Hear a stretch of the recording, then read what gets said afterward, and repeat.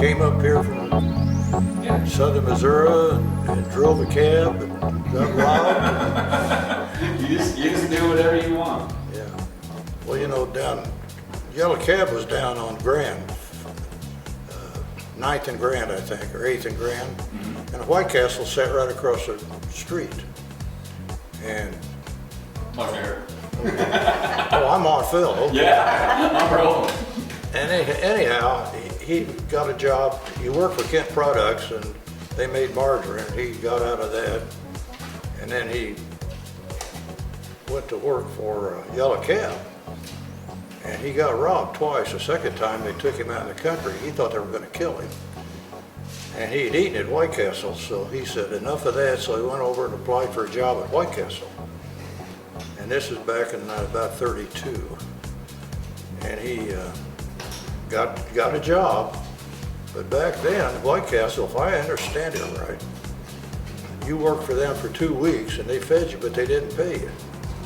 And if they liked you after 2 weeks, they put you on a probation for a year. And I guess they liked it because they kept it. There were a lot of guys that worked at White Castle, and they all decided to open little restaurants. Well, Dad and a partner opened one at 2442 Broadway. And they ran it for a while, and then they bought this one down here, and they bought one in Linwood and Maine. And then they had a falling out, and so Dad bought him out. Then he had 3, and I was born in '37, and that's when Dad started these. So these are 78 years old. And then he just went from there, and I came in. I worked part-time in the late 40s. In fact, I'd get up in the morning and walk down to 63rd and take the bus over to Brookside and ride the streetcar down to the Union Station and walk over to Broadway and make $5 a day. And that's how we got started. And then it just kind of grown from there. I started here in 1966 full time. And I've been here ever since, till Scott bought me out. And it's been good to us.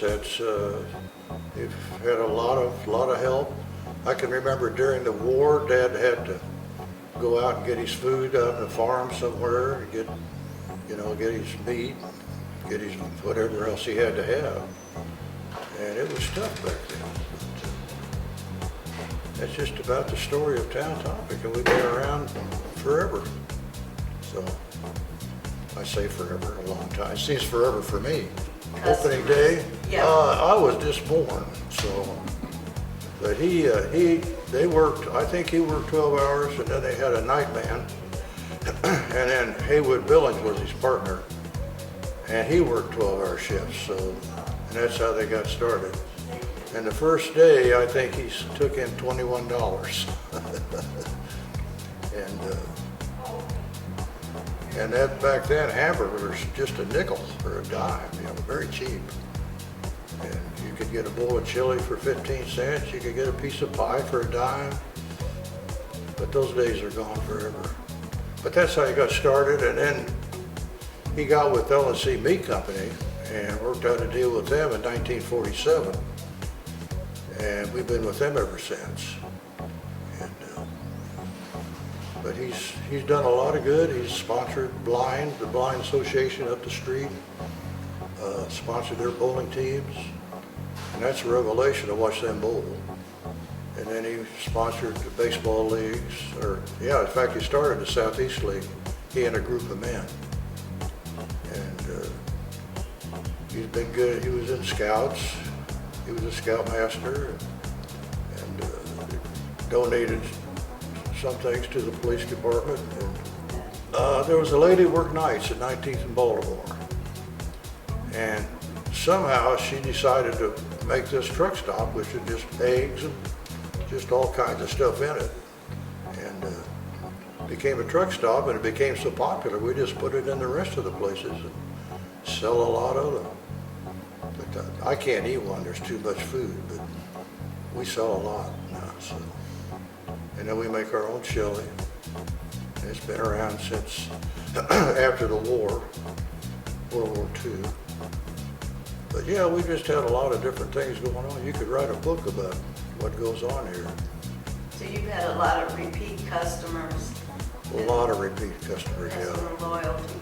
That's what I really like about the business. It's not so much the work, it's the people you meet. They're just some wonderful people, and you know, just the Hispanic community's been good to us, and the African American have been good to us. And we just have a lot of people that come in from all different walks of life. We've had executives come in. We had Al Gore come in one time. Gerald Ford's stayed over at Crown Center and ordered I don't know how many hamburgers one evening. And Dell Dunmar got married.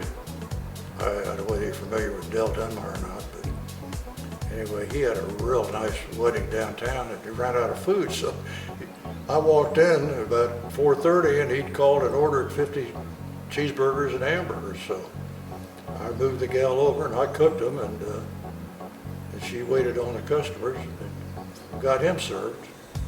But these are the kind of people you meet, with a lot of television personalities. A lot of wrestlers used to come in here. Professional sports guys come in.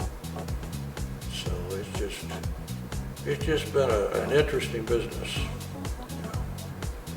It'll wear you out. I'm about worn out. Scott's about worn out. So.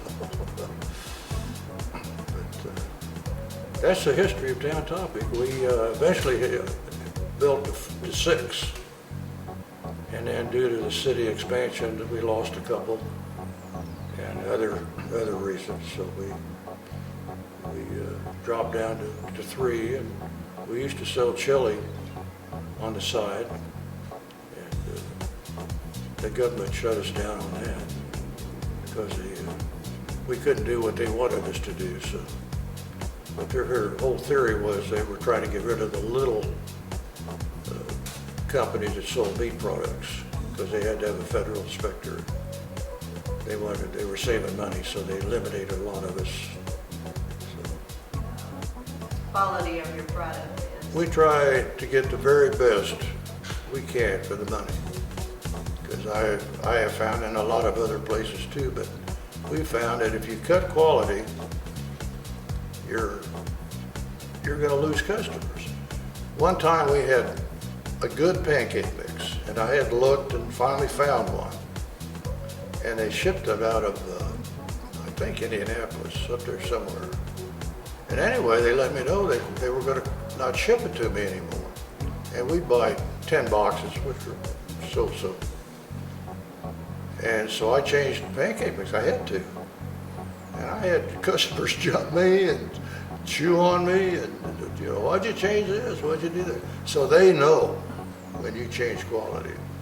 So anyway, I got hold of the salesman and I said, what's going on? And he called out and talked to the boss there at the supply house and really jumped him. And we started getting our pancake mix back. And I'm glad we still use it. It's just a good pancake mix.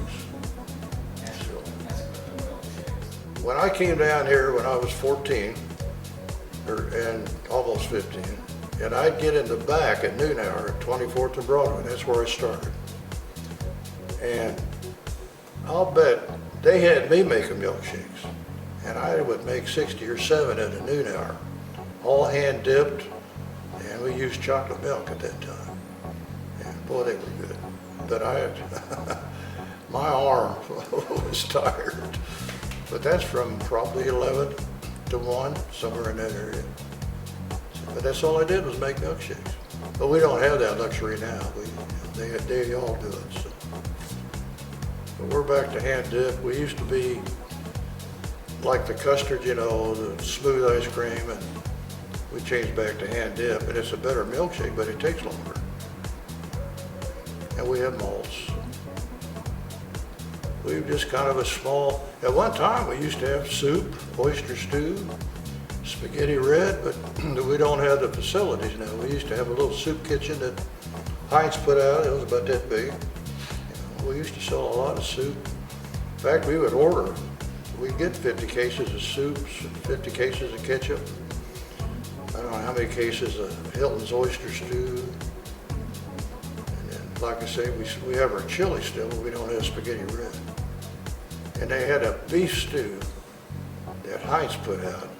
And that's the best canned beef stew I ever ate. But they quit making it, so I guess they couldn't make any money. But it was sure good. You know, I had no idea what to do. I sold life insurance for 2 years. And they said I was doing good, but I was starving. But it was a good education. But so I don't know, but I get thinking now, I would like to maybe work for John Deere or sold something, you know, because I like farming. Know nothing about it, but I like it. Trying to sell something interesting, you know. I like antiques, but I'm not good enough at it to sell it. That's a hard way to go anyway, unless you're one of the Keno brothers. So, but yeah, just something that with people. That's where my test scores would always be, sales or music, or you know, I played in a couple of bands when in college, and played the saxophone. Tried to be an athlete, but I wasn't very good. But just good. I'm glad that I was able to pass it on to Scott. I wish my dad could be here, but Scott's done a very good job, a lot better job than I did. Anyway, I just hope he sticks around. I've got a few more years to live, and then when I die, well, he can do what he wants with it. And he will, you know. But he's trying to save it for his kids, I think, or his son.